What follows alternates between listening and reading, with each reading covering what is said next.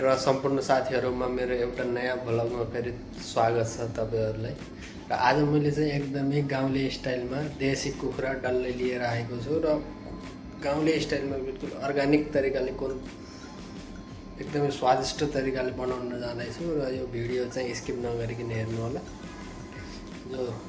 जुन अब म सुरु गर्नेछु र यहाँ देख्न सक्नुहुन्छ यो हाम्रो चाहिँ फ्रेस देशी कुखुरो लगभग यहाँ आधा किलोको आसपास छ, धेरै नै होला। टक्क लाएर यहाँनिर 2वटा प्याज अनि 2टा खुर्सानी, 2-3वटा लसुन अनि 2वटा टमाटर, अदरक। यसैमा चाहिँ आज चाहिँ एकदमै युनिक तरिकाले गाउँले अर्गानिक तरिकाले चाहिँ आज रेसिपी बन्दैछ।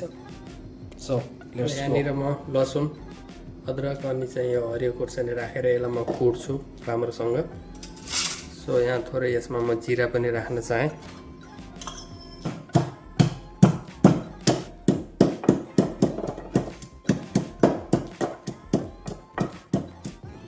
यहाँनिर म फ्राई प्यानमा तेल राख्दैछु।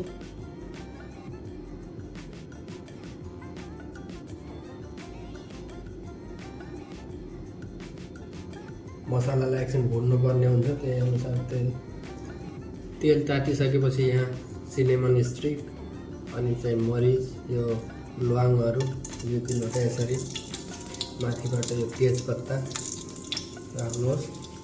सो त्यसपछि म यहाँ राख्न जाँदैछु रफली कटिङ गरेको प्याज।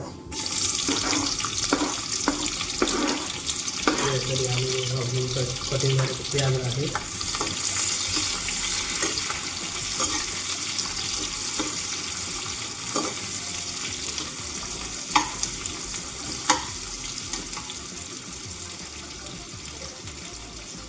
त्यसै माथि म यहाँ राख्न जाँदैछु अदरक लसुनको पेस्ट। यो हामीले अहिले भर्खर कुटेको एकदमै फ्रेस यो तरिकाले।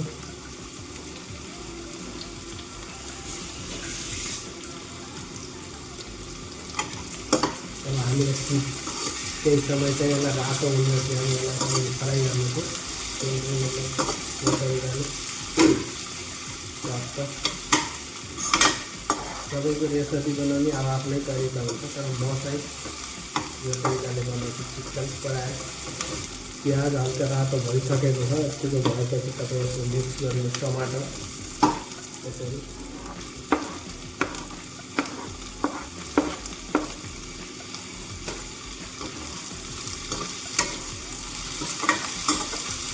थोरै मात्रामा बेकार पाउडर, हल्दी,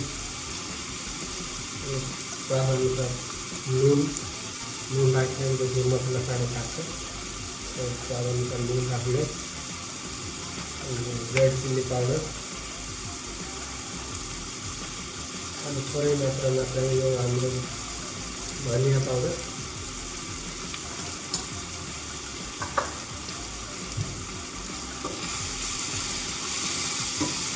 चिकन मसला हामी पछि राख्नेछौँ, त्यसले गर्दा त्यसको टेस्ट आउँछ। त्यसले त पछि राख्नेछौँ। हामी पकाएर एड गर्न जाँदैछु चिकन फ्रेस एकदमै चाहिँ राम्रोसँग धोएर आउँछ। म चिकन एड गर्दैछु यसलाई।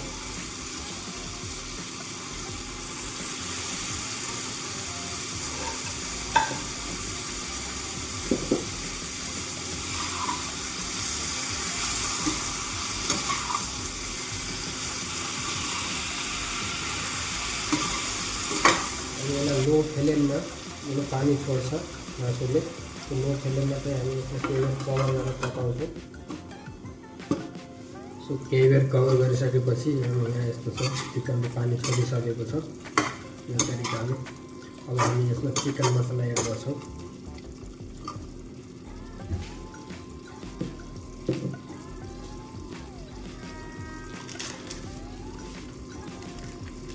माथिबाट यसरी चिकन मसला राखेँ ट्याक्क यो तरिकाले।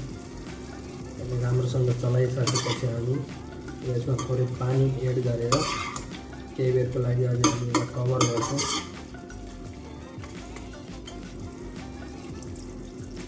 हामी यसो पाक्न दिनेछौँ अब 5-6 मिनटसम्म।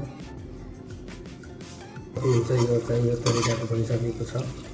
यो पानी केही मात्रामा सुक्यो। अब म यसमा एड गर्न जाँदैछु दही। दही तपाईँहरू स्किप पनि गर्न सक्नुहुन्छ, यदि पोसिबल छ भने एड गर्दा राम्रो हुन्छ। यसरी ट्याक्क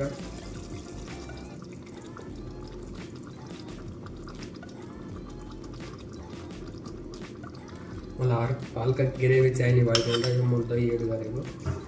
दही राख्दा चाहिँ ग्यासको फ्लेम एकदमै कम राख्नु होला।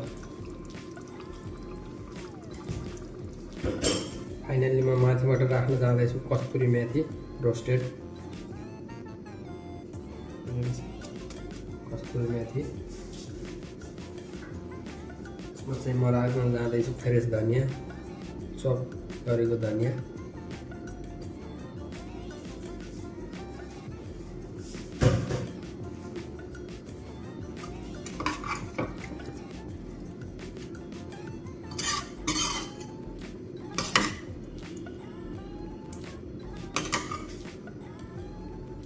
हामी यसलाई अब मात्र 1 मिनट पकाउनेछौँ।